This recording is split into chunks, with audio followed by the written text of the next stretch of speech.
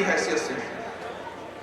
حضرات گرامی، یہ دنیا ہمارے لیے ہمیشہ کے لیے نہیں ہے، اور یہ کوئی ایسی بات نہیں ہے کہ جسے سمجھانے کے لیے مجھے یا مولانا کو بہت آپ کے ساتھ کوشش کرنی پڑے۔ سب لوگ یہاں ذی علم بیٹھے ہیں، ہر روز کسی کا جنازہ اٹھتا چلا جاتا ہے، اس دنیا میں لوگ آتے چلے جاتے ہیں، جاتے چلے جاتے ہیں، بڑے بڑے پلان ہم بناتے ہیں، ہم گھروں کے بنانے کے پلان بناتے ہیں، ہم بزنس کے لیے نئی نئی مشینیں چائنا اور امریکہ سے خرید کر لاتے ہیں، ہم یہ پلان بناتے جاتے ہیں، ہم اولاد کے لیے یہ پلان بناتے جاتے ہیں، ہم اس کے لیے یہ چھوڑ کے جانے کی کوشش کرتے ہیں، اس کے لیے وہ چھوڑ کے جانے کی کوشش کرتے ہیں، ہر چیز کا پلان بناتے ہیں، لیکن اگر ہم سے رہ جاتا ہے تو اپنی زندگی میں اپنی موت کا پلان بنانا بھول جاتے ہیں، اپنی پلان میں اس کو رکھنا بھول جاتے ہیں، جو کہ ایک ایسی حقیقت ہے کہ جس سے بچا نہیں جا سکتا، کتنی ہی کوشش کر لی جائے لیکن اس سے بچا نہیں جا سکتا۔ اس سے لوگ اگر بھاگنے کی کوشش کریں تو اگر موت اگر تم مضبوط قلعوں میں بھی بند ہو تو تمہیں آ کے لے لے گی، تو ایسی چیز سے بچنے کی کیا ضرورت ہے، بلکہ اس کے لیے تیاری کی جائے، اپنے لیے سامان سفر تیار کیا جائے،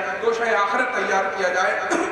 کتنے بھائی ہیں جو کتنے عقل مند ہیں، سب لوگ دوسرے شہر جاتے رہتے ہیں، بزنس کے سلسلے میں سفر کرتے ہیں، کوئی بھائی حج اور عمرے کے لیے جاتے ہیں، کوئی بھائی زیارت بغداد و اجمیر کے لیے جاتے ہیں، کوئی بھائی دلی اور بمبئی جو ہیں اپنے بزنس کے سلسلے میں جاتے ہیں۔ سب لوگ جب جاتے ہیں تو اپنے لیے کچھ سامان تیار کرتے ہیں، کچھ کپڑے تیار کرتے ہیں، کچھ پیسے رکھتے ہیں، اپنے ضروری کام کو مکمل کرتے ہیں، تب جا کے سفر کو کرتے ہیں۔ جب سفر میں ٹرین یا جہاز میں جا رہے ہوتے ہیں تو بہت زیادہ کسی سے گفتگو نہیں کرتے، اپنے بہت زیادہ راز نہیں بتاتے ہیں، کسی کا دیا ہوا ایسا نہیں کھاتے ہیں، بلکہ صرف اپنی منزل کی طرف جاتے ہیں، ضروری کام کرتے چلے جاتے ہیں اور منزل کی طرف بڑھتے ہیں، اپنا کام پورا کرتے ہیں اور واپس لوٹ آتے ہیں۔ میں آپ کو یہ سمجھانے کے لیے کہہ رہا ہوں کہ اسی طریقے سے ہم اس دنیا میں ایک سفر پہ آئے ہوئے ہیں، جس سفر کی مدت ہمیں خود بھی نہیں معلوم ہے کہ کب وہ سفر ہمارا ختم ہو جائے۔ نہ جانے کیسے ایسے ایگزامپل ہیں، خود یہ صاحب جلسہ جن کے لیے جلسہ کیا جا رہا ہے ان کی یاد میں خود وہ ایسے ایگزامپل ہیں۔ تو میرے بھائی دور والے سے بہتر ہیں، سامنے والے سے، اپنے بھائی سے، اپنے رشتہ دار سے، اپنے بہنوئی سے، اپنے بھانجے سے جو تمہارے بیچ سے چلا گیا، اسی سے تم سب سے بڑا سبق لو کہ جب اس دنیا میں کوئی پرماننسی نہیں ہے تو آئیے اس کے لیے تیاری کی جائے، توشہ آخرت تیار کیا جائے، ایسے اعمال تیار کیے جائیں کہ جب ہم اس دنیا سے لے جائیں ہم کم سے کم سکون سے جائیں، ہماری معافی ہو جائے۔ ٹھیک ہے ہم گناہ والے ہوں گے لیکن اپنی کوشش کریں گے تو اللہ رب العزت بڑا کریم ہے، وہ اپنے محبوب مصطفیٰ صلی اللہ تعالیٰ علیہ وسلم کے صدقے طفیل میں ہمارے گناہوں کو معاف فرما دے گا۔ حضرات گرامی، نماز ایک بنیادی عبادت ہے۔ ہمیں اگر ہم اپنے آپ کو اللہ اور رسول کا عاشق کہتے ہیں تو ہمیں نمازوں کی پابندی کرنی ہوگی۔ دل میں اس بات کا پکا یقین کر لیجئے کہ اب تک جو گناہ ہوئے ہیں وہ ہوئے ہوں گے، لیکن انشاءاللہ اب ہم اپنے گناہوں سے توبہ کریں گے اور آج اس جلسے کی برکت سے ایک نئی زندگی کی شروعات کریں گے۔ ایک توبہ کرنے والا بندہ اللہ رب العزت کو بہت عزیز ہے، خاص طور سے نوجوان عابد اور نوجوان جو توبہ کرتا ہے تو اللہ رب العزت کو وہ بہت عزیز ہوتا ہے، اور جب بندہ سچے دل سے توبہ کر لیتا ہے تو اس کے گناہوں کو معاف کر دیا جاتا ہے اور پھر وہ اپنی زندگی کی سلیٹ پہ پھر سے لکھ سکتا ہے۔ حضرات گرامی، کیا ہمیں اب وہ وقت نہیں آیا ہے کہ ہم اپنے گناہوں سے توبہ کر لیں اور ہم اچھائیوں کا راستہ پکڑ لیں؟ کیا ہمارے حالات ملک میں ایسے نہیں بنا دیے گئے ہیں؟ کیا ہمارے سامنے ایسے چیلنجز نہیں ہیں کہ کہیں ہمارے ساتھ ہندوستان اور پوری دنیا میں کیا کیا ہو رہا ہے کہ اب بھی ہمارے لیے توبہ کے دروازے کھلے ہوئے ہیں؟ ہم اپنے گناہوں کی توبہ کریں، توبہ و استغفار کرتے رہیں۔ رسول پاک صلی اللہ تعالیٰ علیہ وسلم ہمارے آقا جو کہ معصوم ہیں، ہمیں 70 بار سے زائد توبہ کا درس دے کے یہ بتا رہے ہیں کہ توبہ کتنی ضروری ہے۔ جب انسان توبہ کرتا ہے تو اس کے اندر عاجزی پیدا ہوتی ہے، اس کے اندر نرمی پیدا ہوتی ہے، اس کے اندر خوف خدا پیدا ہوتا ہے، اس کے اندر ندامت پیدا ہوتی ہے۔ تو حضرات گرامی، جب انسان سب سے پہلے اپنی غلطی کو مانے گا، جو آدمی کبر والا ہوتا ہے، متکبر ہوتا ہے، وہ اپنی غلطی کو نہیں مانتا ہے اور وہ اس کی غلطیاں جو ہیں وہ اس کو دوزخ میں لے جایا کرتی ہیں۔ لیکن جب انسان توبہ کرنے والا ہوتا ہے، اللہ کے آگے جھکنے والا ہوتا ہے، جب انسان توبہ کرتا رہتا ہے، صبح اور شام توبہ کیا کریے، استغفار پڑھا کریے، اللہ رب العزت کے بارگاہ میں آنسو کو بہایا کریے، ان آنسوؤں کے ذریعے توبہ طلب کیا کریے، رسول پاک صلی اللہ تعالیٰ علیہ وسلم کی سنتوں پہ عمل کر کے توبہ کیا کریے۔ جب انشاءاللہ ہم توبہ کریں گے تو ہم گناہوں سے بچیں گے، کیونکہ جب ہم مستقل توبہ کریں گے تو انشاءاللہ ہمیں اگلے گناہوں کو کرنے سے بچنے کی توفیق حاصل ہوگی۔ حضرات گرامی، اپنے بچوں کو دینی تعلیم دینے کے بعد ضروری دنیاوی تعلیم بھی دیجیے۔ इस वक्त जरूरत है कि हमारे हाथ में दीन भी हो और दुनिया भी हो, और ये दुनिया हमारे ही इस्तेमाल के लिए बनाई गई है। लेकिन ये दुनिया में हम जब ही कामयाब हो सकते हैं जब हम अपने दीन को जाने, हम अपने दीन को माने, हम अपने दीन के रास्ते पे चले। यकीनन कभी भी कोई मुसलमान कामयाब नहीं हो सकता जबकि वो अपने दीन के पैमाने पे न चले, जबकि वो शरीयत के पैमाने पे न चले। अल्लाह रब्बुल इज्जत के नजदीक दीन अब इस्लाम ही है। अल्लाह रब्बुल इज्जत ने इस दीन को हमारे लिए पसंद फरमा दिया है। कोई अगर सोचे कि इस रास्ते से हट के मैं किसी और रास्ते पर जाके कामयाबी हासिल कर सकता हूँ, तो बज़ाहिर दुनियावी तौर पे ऐसा लग सकता है कि उसने बहुत दौलत कमा ली या शोहरत कमा ली, लेकिन हकीकत यह है कि जब तक दीन मुस्तफ़ी की वो पासदारी नहीं करेगा, दीन के स्टैंडर्ड्स को फॉलो नहीं करेगा, दीन शरीयत को फॉलो नहीं करेगा, तब तक वो कामयाब नहीं हो सकता। कामयाबी को माना नहीं जाएगा। कामयाबी का पैमाना जो है वो दीन से नापा जाता है। और हज़रात गिरामी, दुनिया में असल कामयाबी ईमान की हालत में इस दुनिया से चले जाना है, अपने ईमान की सलामती के साथ इस दुनिया से चले जाना है।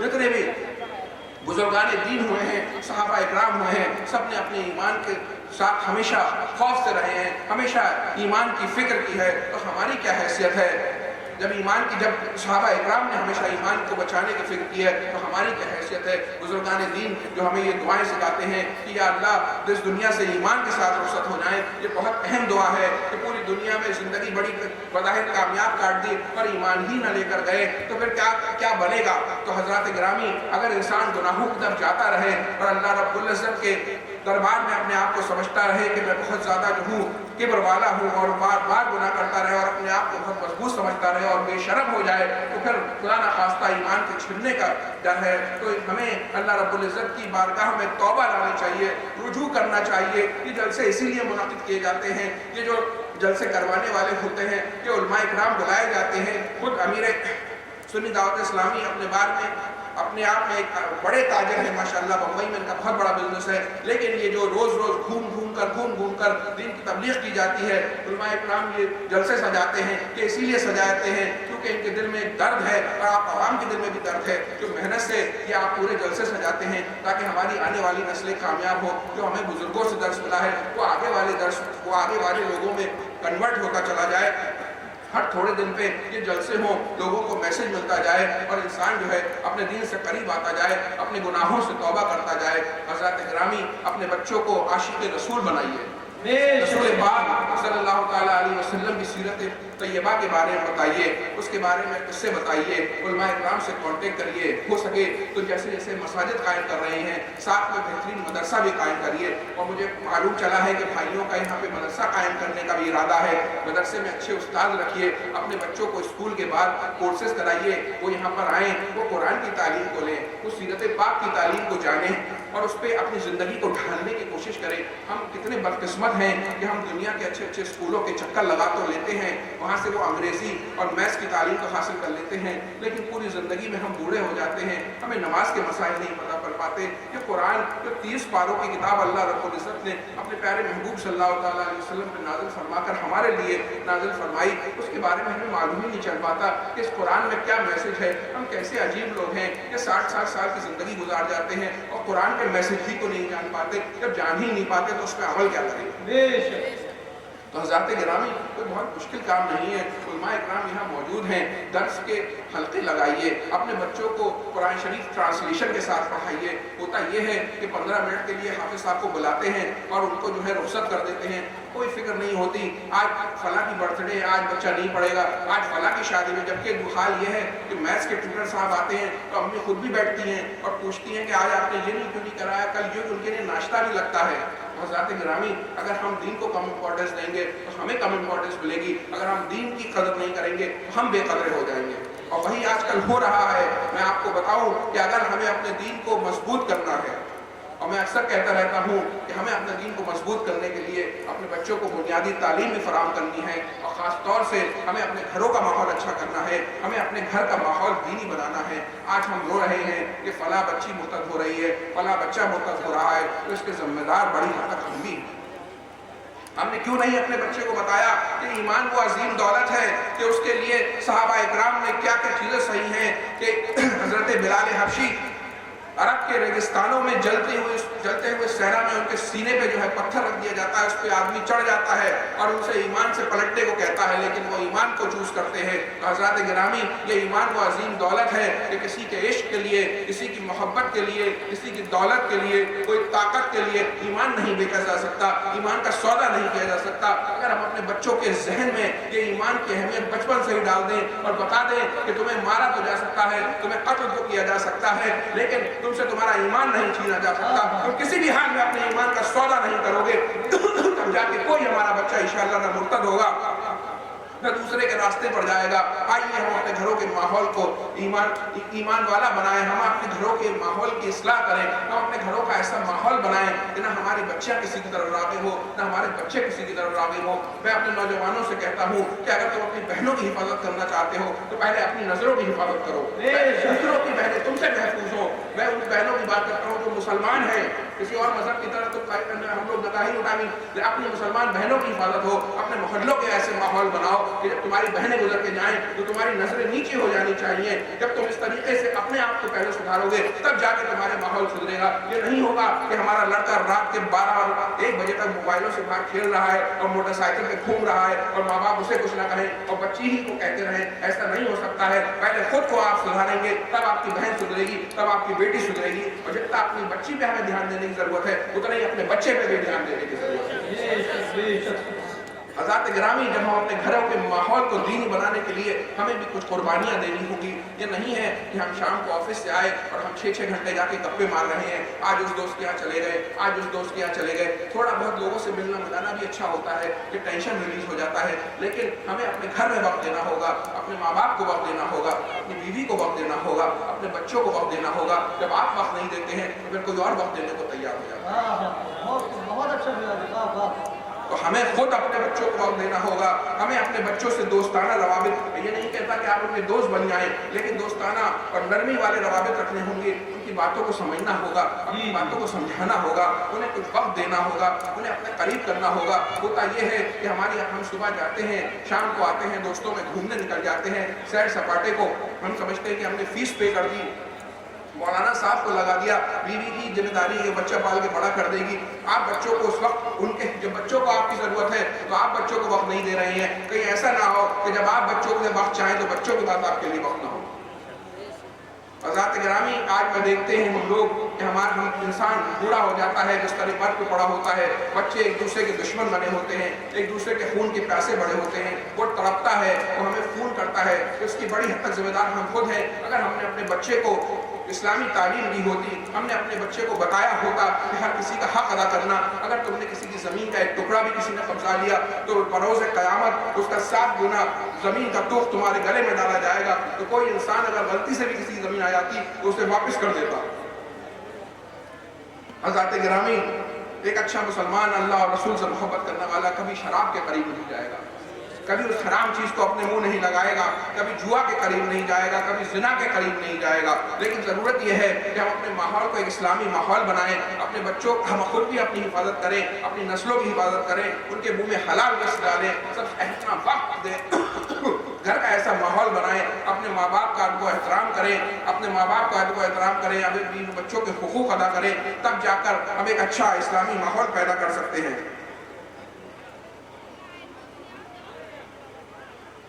حضرات گرامی، میں آپ کو یہی میسج دینا چاہتا ہوں کہ ہمیں اپنے مدارس کو بھی مضبوط کرنا ہوگا، اپنی مساجد کی بھی حفاظت کرنی ہوگی، اپنے معاشرے پہ بھی دھیان دینا ہوگا، علماء اکرام کی عزت کرنی ہوگی، علماء اکرام سے مل کے چلنا ہوگا، علماء اکرام کے ٹچ میں رہنا ہوگا، اور ہمیں اپنے اسکول بھی بنانے ہوں گے۔ میں آج بہت بڑی عوام یہاں پہ موجود ہے، میں آپ سے گزارش کرتا ہوں کہ اللہ رب العزت نے ہمارے بہت سے بھائیوں کو یہاں بہت نوازا ہے، اس وقت ہمیں اپنے اسکولوں کی ضرورت ہے۔ لوگوں کی سازشیں ہیں کہ وہ ہمیں اسکول میں ہماری بچیوں کو پڑھنے نہیں دینا چاہتے، کہتے ہیں اگر پڑھنا آنا ہے تو بے نقاب ہو کے آؤ۔